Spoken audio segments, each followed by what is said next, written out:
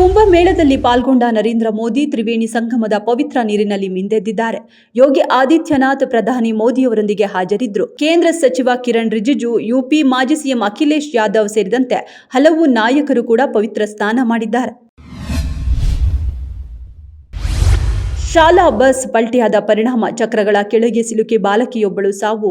ಘಟನೆಯಲ್ಲಿ ಹಲವಾರು ವಿದ್ಯಾರ್ಥಿಗಳು ಗಾಯಗೊಂಡಿದ್ದು, ಅವರನ್ನು ಹತ್ತಿರದ ಆಸ್ಪತ್ರೆಗಳಿಗೆ ಚಿಕಿತ್ಸೆಗಾಗಿ ದಾಖಲಿಸಲಾಗಿದೆ. ರಾಜಸ್ಥಾನದ ಜೈಪುರದ ಚೋಮು ಪ್ರದೇಶದಲ್ಲಿ ಘಟನೆ. Good Knight Ariel Rin Wheel Excel Tide ಆಯಿಲ್ನ ನಕಲಿ ಪದಾರ್ಥ. ಬೆಂಗಳೂರಿನ ಮಾದನಾಯಕನಹಳ್ಳಿ ಬಳಿಯ ಕಾಚೋಹಳ್ಳಿಯ ಗೋಡೌನ್ನಲ್ಲಿ ಸಿಸಿಬಿ ಅಧಿಕಾರಿಗಳು ಸೀಜ್. ಹುಬ್ಬಳ್ಳಿ ಮೂಲಕ ಉತ್ತರ ಕರ್ನಾಟಕದಾದ್ಯಂತ ಸರಬರಾಜು ಮಾಡುತ್ತಿದ್ದ ರಾಜಸ್ಥಾನ ಮೂಲದ ಆರೋಪಿ.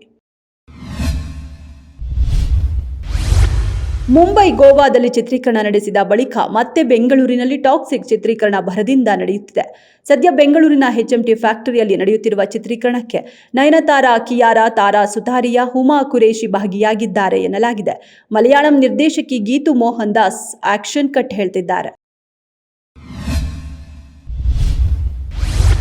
ಬಹು ನಿರೀಕ್ಷಿತ ಚಾಂಪಿಯನ್ಸ್ ಟ್ರೋಫಿಯು ಫೆಬ್ರವರಿ 19ರಿಂದ ಆರಂಭ.